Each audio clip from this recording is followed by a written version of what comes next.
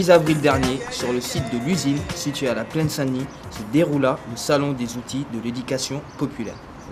Un salon comme celui-là, c'est vraiment un salon qui permet, je crois, à des jeunes comme à des adultes de faire un pas supplémentaire et de se lancer, de dire bah oui, bah ça j'ai envie de le faire.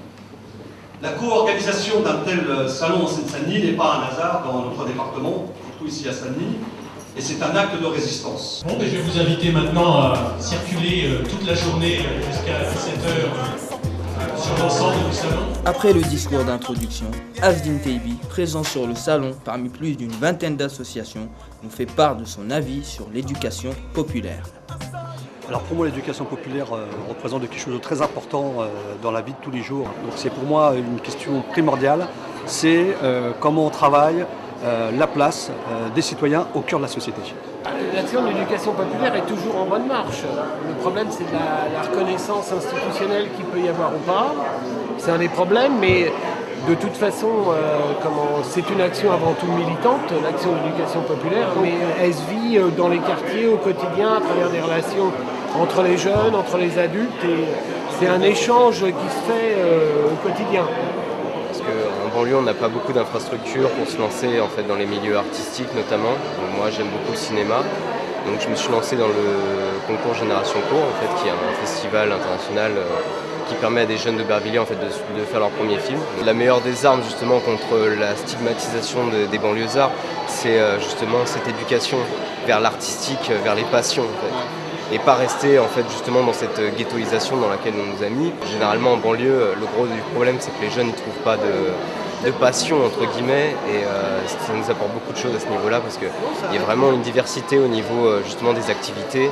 On a un projet qui s'appelle l'éducation à la différence, l'éducation contre le racisme. Donc on intervient dans des structures scolaires, des centres de loisirs, des centres sociaux, en direction d'un public jeune, enfant ou adulte, sur la thématique des discriminations. Je suis aujourd'hui au salon des outils de l'éducation populaire et j'ai été très intéressée par tous les outils, les films de la cathode parce que ça, bien sûr, ça concerne tout le monde. Et je viens d'acheter On n'est pas des steaks hachés, qui me semble fort intéressant pour comprendre la situation souvent très compliquée de l'emploi des jeunes dans la lutte sociale, dans les revendications sociales et voilà, donc j'ai envie de savoir un peu plus. Et oui, notre association La Cathode était elle aussi sur le site. Et c'est notre directeur, Gabriel Gonnet, très à l'écoute des jeunes qui nous représentaient et qui pour l'occasion présentait également les productions de La Cathode. Qui a écrit un texte assez élaboré sur la résilience collective, c'est-à-dire qu'il va de Cyrulnik à Bourdieu, tu vois. Il s'est même livré à une séance de dédicace pour la promotion de son dernier livre, Cicatrice Résilience, paru récemment.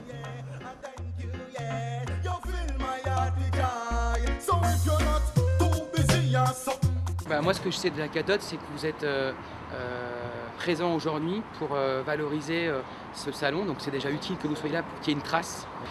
Le salon en lui-même, c'est un succès cette année parce que je crois que quasiment par rapport à l'an dernier, la fréquentation a quasiment doublé. Donc de ce point de vue-là, c'est une réussite. Là où il reste encore beaucoup à faire, c'est sur non seulement la capacité qu'on a à se parler entre nous, les acteurs de l'éducation populaire, mais aussi de s'adresser à nos publics. Je crois que tous les gens sont très contents, que ce soit des associations ou des directions, les échanges qu'il y a eu, et puis aussi je pense, des directions du Conseil général qui se rendent vraiment compte que des associations, ça doit vraiment être des partenaires, c'est-à-dire des gens avec qui on construit égalité et pas des prestataires, c'est-à-dire des gens à qui on demande de faire quelque chose.